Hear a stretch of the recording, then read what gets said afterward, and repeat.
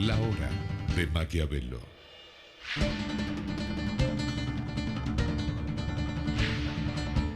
Para conocer a los que están detrás del poder.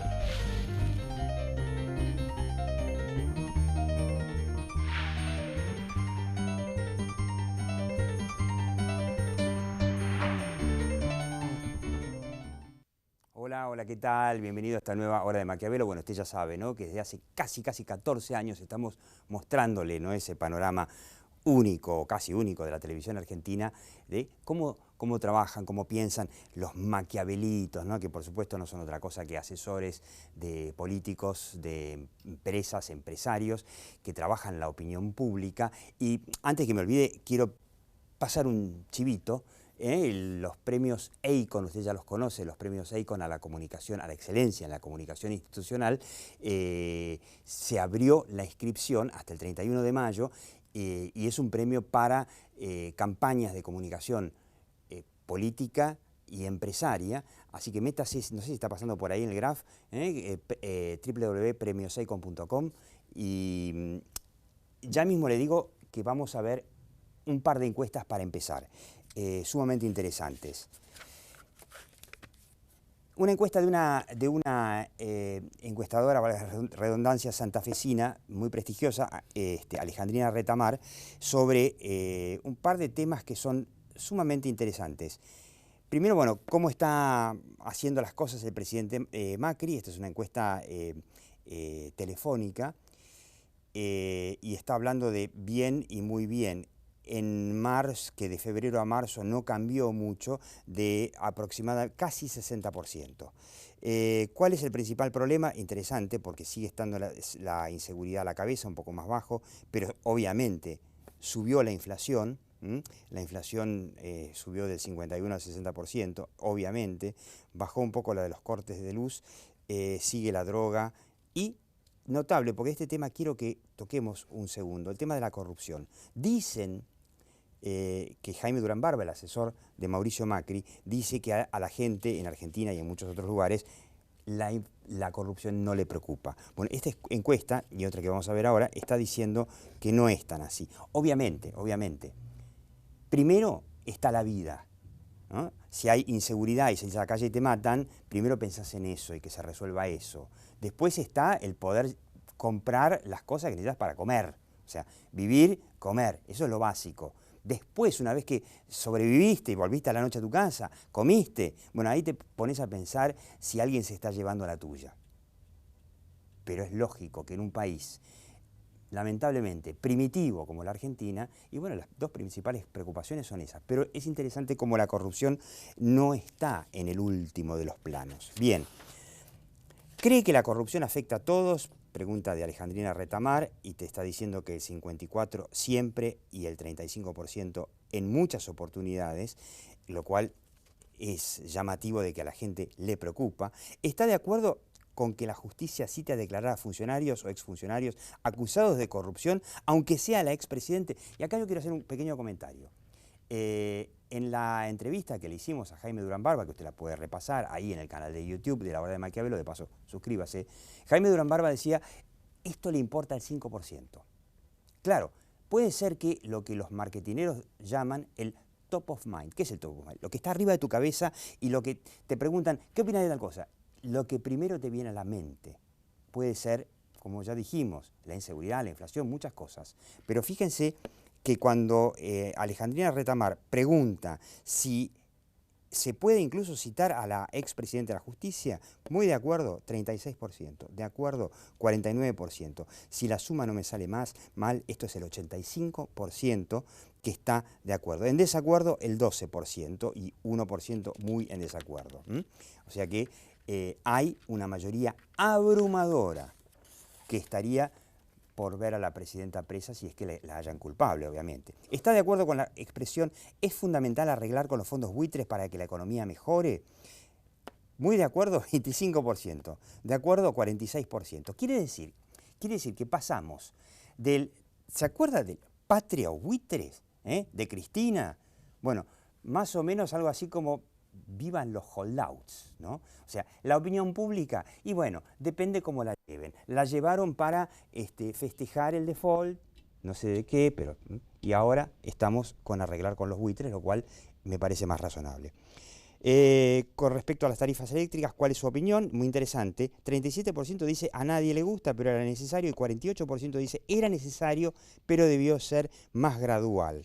Y el 13% dice no se puede aumentar de esa forma. Bien, y por último quiero comparar estas respuestas con una encuesta de Giacobbe, por ahí un poco más polémico por el hecho de que Giacobbe hace la encuesta por internet y pregunta, el 13 de abril Cristina deberá declarar ante el juez Claudio Bonadío por el tema del dólar futuro. ¿Cuál es su posición? Espero que sea detenida, 33%. Espero que no sea detenida, 17%. Y espero justicia, o sea que si el juez la detenga, si la ve culpable, casi 50%. Digo, por si alguien suponía que solamente el 5% quiere verla presa a Cristina. Si usted fuera diputado, votaría, esto de Giacobbe, si usted fuera diputado, ¿votaría a favor o en contra del acuerdo con los fondos buitre? A favor, 66%. 2/3 de la gente está a favor del...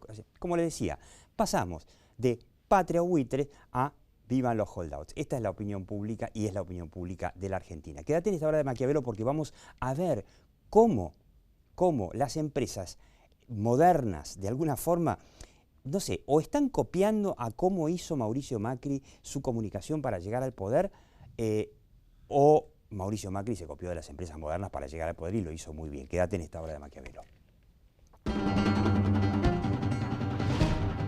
La hora de Maquiavelo.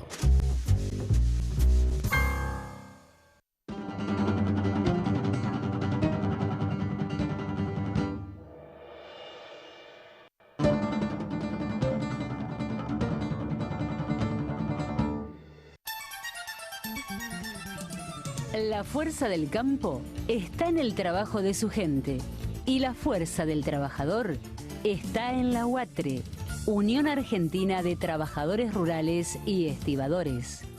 Construimos puentes, espacios comunitarios, filtros de agua y sistemas de energía. Estamos ingeniando un mundo mejor. Aprender es mucho más que estudiar. Universidad Abierta Interamericana. www.uay.edu.ar.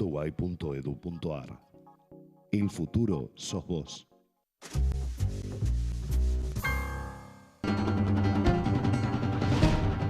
La hora de Maquiavelo. Bueno, le digo con quiénes estamos, muy interesante. Bueno, por supuesto, la dama primero, María Saldívar, ya la conoce, es profesora de Ciencias Políticas, miembro del Club Político, además. Y tenemos el honor de tenerlo a Hernán Iglesias Illa, que es el autor de, entre otros, por supuesto, de este libro, mostrar es difícil, ¿no? Cambiamos, ¿no? Es una especie de bitácora de cómo fue la campaña de comunicación, la campaña política que llevó a Mauricio Macri a la presidencia, ¿no? El último tramo de la campaña. Y ahora nos va a contar algunos de los secretos. Y parece que nada que ver, pero tiene mucho que ver. Lo tenemos a Pablo Sánchez Liste, que es el director de comunicación de L'Oréal. L'Oréal es una empresa francesa, un monstruo, que tiene montones de marcas de productos de cosmética para mujeres, supongo la mayoría de ellos, ¿no? Lápiz labiales, etc. ¿Y por qué está Pablo Sánchez Liste? Porque me pareció muy interesante que la semana pasada lanzaron una forma de agencia que hasta ahora solamente se había animado a hacerlo Ford, los autos Ford, que agarró y dijo, señores, no dijo así, esto lo digo yo, pero ¿vio alguna vez la serie de los Mad Men? ¿No? Por si no la vio, Mad Men es la forma de decir de los hombres locos, que en realidad viene de Ad Men, los publicitarios de los 60, ¿no? Que eran todos poderosos y que con un presupuesto enorme manejaban la comunicación de todas las empresas y los políticos, ¿no? Tenemos ahí un ejemplo típico de Mad Men. Cómo fumaban, ¿eh? Una de las claves de la serie es mostrarlo fumando en todo momento y a toda hora y hasta comiendo. Los publicitarios manejaban toda la comunicación con creatividad y, bueno, supuestamente investigaciones. Bueno, todo esto se acabó. Contanos brevemente cómo funciona esta agencia que junta a toda la comunicación, los publicitarios, los que trabajan en las redes sociales, los que hacen relaciones públicas. Sí. Es cierto que esta agencia que se llama Joly, que es la denominación que ha elegido el ecosistema de agencias liderado por Darío Strasnoy, que es Carlos Ciarío, Ágora, Fogdog en innovación Carlos y bananas. es Carlos Bachetti, que es el famoso que era la dupla de Agulla y Bachetti muchos años.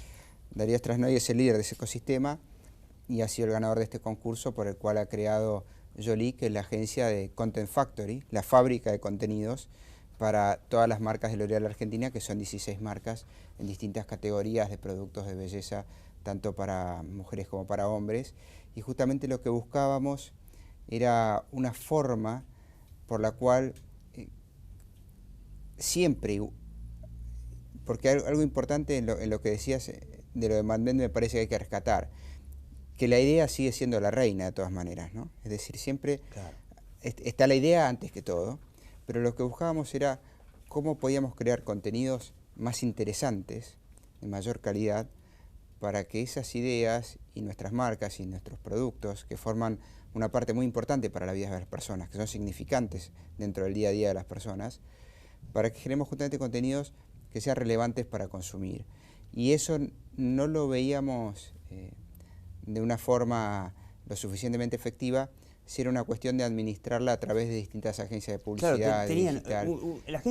agencias de publicidad por un lado, Exacto. agencias que manejan ahora las redes sociales por el otro, Exacto. agencias de marketing por el otro, y así todos, Exacto. cada uno por su lado. Concretamente pasamos de un esquema de 16 agencias a un esquema de 3, donde tenemos una fábrica de contenidos que es Jolie, donde tendremos una agencia digital y luego una agencia de medios que es la que justamente planifica y compra los medios. Y que digámoslo, así trabajan todas las empresas. Sí. Y también así trabajan muchos partidos políticos cuando hacen sus campañas. Y me llamó la atención, pero no sé si tenemos por ahí una foto de la sede del PRO de Comunicación. Ahí está en la calle Balcarce, por eso dicen que el perrito de Macri, de Mauricio, se llama Balcarce, porque ahí está la entrada, apenas se ve, entre un café Martínez y una winery. Y que ellos en el PRO hacen exactamente eso, que hay que decirlo, el inventor de alguna forma de este modelo fue Ford, hace 3 años más o menos, con un modelo con un sistema que se llama Blue Hive, colmena azul, muy secretero, nunca contaron nada cómo funciona y hacen exactamente lo mismo Sí, que... con una salvedad, perdón, quizás que la marcó Darío Strasnoy, que es que el concepto de Blue Hive buscaba principalmente una optimización de costos. Claro. Y no iba directamente, digamos, a buscar un mejor funcionamiento. Que se usen, digamos, los recursos en los países donde más barato se pueda producir. Exacto. De acá lo que queremos crear, que me parece que está el punto en común con el rol que juega Hernán y todo su equipo, es generar un esquema de pensamiento, ¿no? Claro. Y si esto es exitoso, porque esto se creó en Argentina, si esto funciona, esperemos que sí, lo va a replicar L'Oréal en todo el mundo. Correcto, ojalá. Y yo digo, si sabemos. L'Oréal después lo replica en todo el mundo, Sí. lo van a replicar todas las empresas. Ahora, ¿cómo funciona el PRO ahí en Balcarce, que están todos los que tiran las ideas que llevaron finalmente a Macri al gobierno? Bueno, ahí funcionábamos el año pasado y el anterior. Creo que estuvimos 2 años en ese edificio. Creo que algo tuvo que ver el edificio porque haberse mudado todos los equipos distintos que trabajaban en la campaña a los mismos pisos.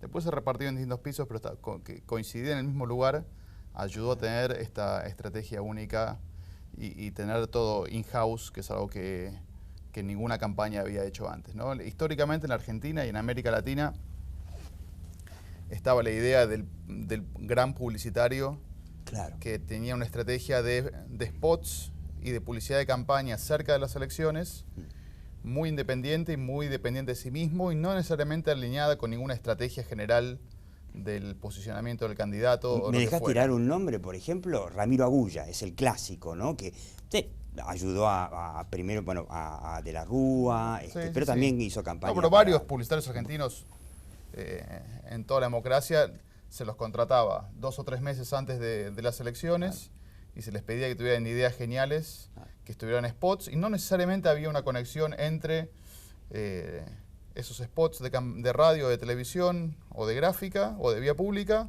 con lo que después les decía el candidato en las entrevistas, o con lo que tenían que ver con sus actos en público. Como que la publicidad era algo que se adhería encima del resto, y estaba ahí casi como un ente autónomo. Claro, esos eran los Mad Men, ¿no? Sí. O sea, bueno, dije Ramiro Agulla, pero hay varios. Carlos Souto es otro que trabajó para Menem en su momento. Ayúdenme con nombres famosos. Sí, Bueno, Braga Menéndez. Braga Menéndez para los Kirchner, Savaglio, Sí, Savaglio. un tipo muy creativo ahora últimamente para Scioli. y para el PRO. O sea, es el Y creador, antes para el PRO. es el cierto. creador de la sigla PRO, de Es hecho. el creador de la marca Estaba PRO. con López ¿verdad? Murphy, ¿no? También. López Murphy. Bueno, la innovación nuestra, en ese sentido, fue meter todo adentro y no tener incluso las 3 agencias que trabajaban con nosotros, que les pidieran tener gente dentro del edificio de Balcarce, en el subsuelo de ese edificio que recién vimos, trabajar con un director creativo y tener relación con el resto de las áreas de campaña, las áreas de comunicación directa, las áreas de redes digitales, de eventos, discurso, que era donde estaba yo, etcétera, para que Vos te dedicabas todos- fundamentalmente dentro de ese equipo al desarrollo de discurso. Estaba en el equipo de discurso, sí. Ya que te dedicabas al desarrollo de discurso, ¿qué opinás de todo el debate que hubo en torno al discurso de Mauricio Macri, si iba o no iba a hablar de la herencia? Te reitero, en la entrevista a Jaime Durán Barba, que le hicimos hace 20 días, usted puede repasarla, Jaime Durán Barba decía claramente, ni un minuto con el pasado. Y claro, uno decía, pero si no dice lo que encontró, después le van a echar la culpa de todo. Bueno, finalmente habló de la herencia, ¿no? Pero para mí fue una polémica un poco sorprendente y un poco rara la que hubo en los 10 días anteriores al discurso en la asamblea del 1 de marzo, que nos pedían, los ciudadanos tenemos derecho a saber la herencia recibida, y en la preparación del discurso, que duró casi 45 días en total, siempre estuvo pensado que la primera parte iba a estar Eso dedicada... significa que ahí no hay improvisación. 45 días preparando, ese que fue el discurso más importante probablemente que diga Macri en su carrera, ¿no? Sí, y digamos, y fueron y volvieron los borradores 1000 veces, ¿no? O sea, pero siempre estuvo pensado en 3/3, más o menos. Luego, el estado de situación, no le decíamos herencia recibida, el estado de situación al 10 de diciembre, lo que hicimos hasta ahora y lo que pensamos hacer. Esa era más o menos la estructura del discurso desde que empezamos a pensarlo hasta que se terminó. Pero fue un trabajo de un equipo grande y sobre todo el presidente. Creo que como en muy pocos otros discursos, esta vez estuvo muy pendiente de retocar línea por línea y de pedir datos. Yo no recuerdo en la historia argentina, María, ayúdame a recordar, si alguna vez en la historia un discurso de un presidente o un mandatario fue tan debatido previamente, después ya no se habló tanto, pero previamente como el discurso de Macri. No, seguramente no, porque también la expectativa era muy grande. Esta coyuntura creo que tampoco se había vivido nunca. Permitime hacer una consulta sobre estos equipos que a mí me parece fantástico, porque el que ha trabajado en empresas también sabe lo difícil que es incorporar a todos, porque la hoguera de las vanidades es no, nosotros somos más importantes que los sobre otros, todo los a mí no me famosos baja Mad línea. Men, que son Claro, las estrellas nadie me de las baja estrellas. línea, ¿no? Sí. Pero bueno, así que de por sí ya eso es fantástico, los admiro. Pero mi consulta en el tema político es, ¿qué es lo que hacen ustedes? ¿Siguen al sentir de la gente o ustedes instalan una idea hablando de lo que decía Pablo? Es una muy buena Nosotros pregunta creamos... Es una muy buena pregunta. ¿O cómo van? ¿Ustedes adelante? No, nosotros ustedes detrás de la tratamos, gente? es que me parece que pasan las dos cosas al mismo tiempo. Nosotros tratamos de tener conversaciones con la gente. Conversaciones masivas y lo más individuales posibles, a través de distintas maneras, desde los medios, de la publicidad, las redes sociales, O el timbreo. la comunicación directa, hasta el timbreo. Sobre todo para los candidatos locales y los que ganaron las elecciones y Claro, ahora porque son ustedes intendentes. desde esa, no sé si desde esa sede, pero ustedes asesoran a los candidatos locales también, no es Sí, que ustedes esa están para sede- Mauricio Macri nada Esa más. sede, también la sede nacional del PRO, lo sigue siendo. Pasaban los candidatos que teníamos por todo el país y un poco se les daba un curso acelerado de cómo hacíamos nosotros, sí. De comunicación Por ejemplo, política. los candidatos locales, para hacérsela fácil, decíamos Facebook y timbreo, ¿no? O sea, Bueno, eso fue uno de los temas centrales del libro y me parece que también fue uno de los temas centrales de la campaña. Muchos políticos se mataron de risa, ¿no? Sí. Con el Facebook y los timbreos. Era muy sencillo. Era ir y tocarle el timbre a un tipo, no sé a cuántos le habrán tocado el timbre. No, pero la gente 100 que- tipos, 200 tipos, mucho más no. no, pero los candidatos locales sí. Martín Yes, Claro. intendente de Pinamar, le tocó el timbre a todas las casas de Pinamar 2 veces en la campaña. Pero después la gente en el mismo Facebook lo reproducía. Mirá, vino Mauricio, Sí. estuvo tomando café en mi casa, estuvo tomando mate. Y la viralización de eso, finalmente, y más, por supuesto, la movilización de campaña que hubo, que permitió que no se robaran la elección, fue absolutamente innovador y nadie daba un mango por eso. Por eso, y encima, lo que decía para los candidatos locales, es también una manera de cómo gastar la plata. Los candidatos locales normalmente, y de otros partidos todavía, prefieren comprar un gran cartel en vía pública de 10 metros, donde se los vea bien grandes a ellos. Pero eso les cuesta 30.000, 40.000, 50.000 pesos por mes. Nosotros les decíamos, con un tercio de esa guita, te pueden leer todos los habitantes de tu ciudad, porque Facebook permite posteos segmentados y ocultos, y puedes tener una conversación con ellos mucho más rica que la que da un cartel en vía pública, ¿no? Yo creo que el tema de timbreo más Facebook fue la clave. Si uno dice, por ejemplo, no, las grandes ideas de Agulla y Bachetti que dicen, por ejemplo, cuando ganó de la Rúa, ¿no? Que decían la clave fue el spot ese que decía, dicen que soy aburrido, ¿no? No sé si fue esa la clave, pero es el mito que se instaló y que salió de la mente fantástica de Ramiro Agulla, y acá fue tocar el timbre y que la gente lo postee en el Facebook. No, y también, digo, hicimos un montón de spots de radio y de televisión, hubo decenas de miles de piezas distintas, pero lo hicimos, por ejemplo, desde la gente. Antes de las PASO, en la campaña de las PASO, los protagonistas de la campaña del PRO, en ese caso del PRO, porque todavía no existía Cambiemos, no sé si se acuerdan, eran la gente que recibía a Mauricio, era la protagonista de los spots, ¿no? Yo me acuerdo, el candidato aparecía muy poco. Y me acuerdo cómo aquí en la hora de Maquiavelo fueron criticados, porque comparado con lo de Scioli, que era una cosa alguien dijo, no vamos a decir el nombre, alguien dijo, lo de Scioli parece Unilever y lo de Mauricio parece de pueblo. Claro, lo que pasa es que inteligentemente lo mostraban a Mauricio con la gente, porque evidentemente habrían medido que Mauricio da una sensación de lejanía. Bueno, además, primero eso sí, además como dicen Joaquín Moyá y Andrés Gómez, que son los que elaboraron la estrategia, los que saben bien. Moyá es publicitario fundamentalmente, ¿no? Sí, sigue siendo el director de la comunidad en Miami. Lo que dicen ellos es, los otros candidatos se quedaron sin nafta después de las PASO. Tiraron toda la carne publicitaria que tenían en agosto, y cuando tuvieron que volver a salir a la calle en octubre y después en la segunda vuelta ya no tenían nada más para decir. En cambio, la estrategia de publicidad de nuestro candidato iba creciendo, iba cambiando cosas nuevas en cada elección, ¿no? O sea, una estrategia pensando en la primaria, la elección general y la segunda vuelta. Y en la ciudad de Buenos Aires. O sea, todo eso estaba planteado desde junio, cómo iba a ser todo el arco narrativo, por decirlo de alguna manera, hasta noviembre. O sea, ya lo tenían planificado. Ahora, claro, ese momento... Por eso en agosto parecía más fuerte todo lo de Scioli y lo de Massa incluso. Claro. Pero ellos se quedaron, según lo que dicen Joaquín y Andrés, yo no soy un especialista en eso tampoco, como que tiraron toda la carne en el asador demasiado rápido. Se quedaron sin nada para contar después para las elecciones. Igual convengamos, ¿no, María, Pablo? La campaña de Scioli fue una campaña muy rara, porque uno podrá decir muy lindo los spots de Savaglio, todo bárbaro, pero acá marcamos muchas veces. Es la primera vez en la historia de la campaña política que había una campaña oficial y una campaña blue, donde tenías un candidato que te decía, sí, yo voy a no sé qué, y después había otro que por afuera le decía a todo el mundo, no va a ser tan kirchnerista, no sé, cosa rarísima. Sí.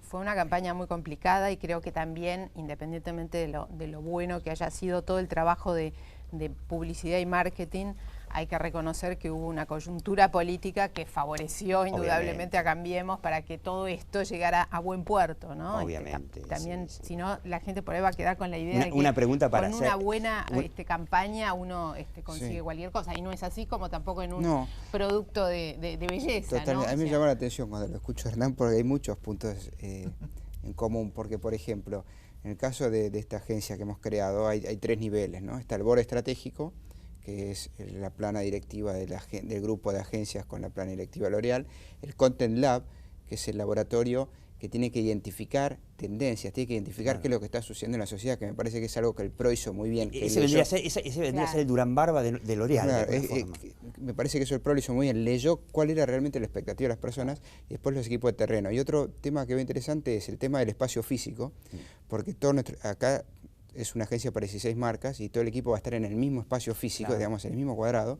Y otro punto interesante es el tema de la cantidad de puntos de contacto, lo que en el marketing se llama los touch points, ¿no? Pues está la gran idea de la cual se construye la narrativa, pero esa narrativa después baja en distintos puntos de contacto y no todos los puntos de contacto sirven al mismo fin o al mismo producto o idea que se quiera comunicar.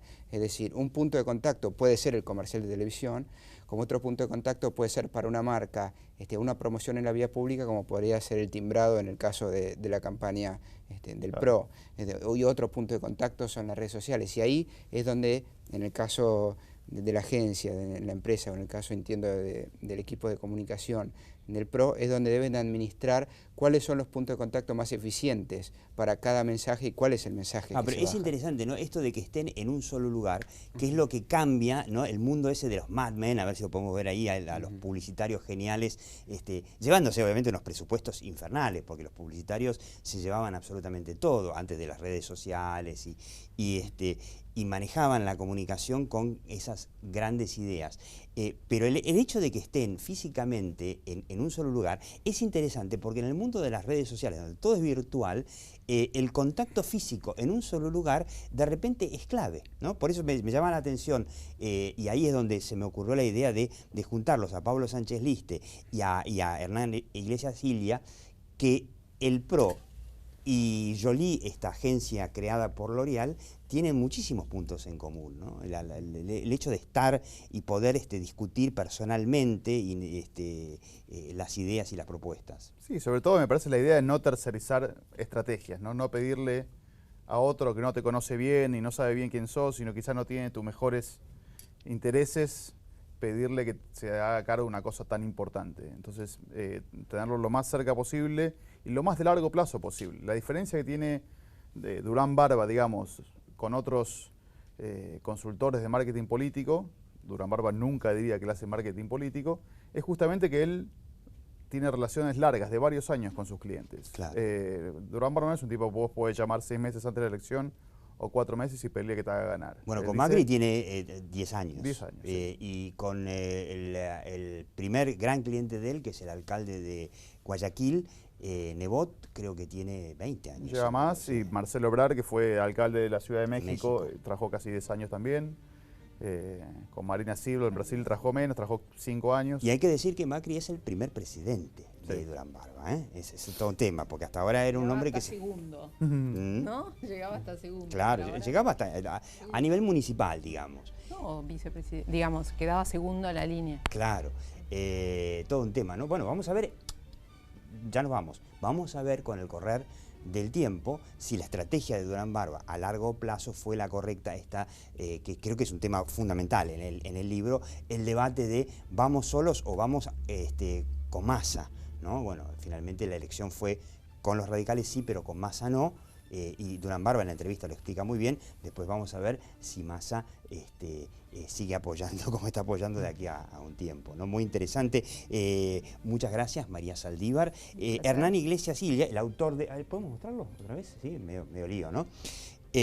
Cambiamos, ¿no? Es una especie de bitácora de la campaña que llevó a Macri a la presidencia, imperdible. Pablo Sánchez Liste, bueno, el director de comunicación de L'Oréal, con este experimento que hace L'Oréal, yo digo, un poco tomado de Ford, otro poco tomado del PRO, que si es exitoso, bueno, de la Argentina saldrá todo L'Oréal, y mi pronóstico es que de aquí a un par de años todos van a terminar comunicando, empresas y políticos, como el PRO. Y vos quedate en la próxima hora de Maquiavelo.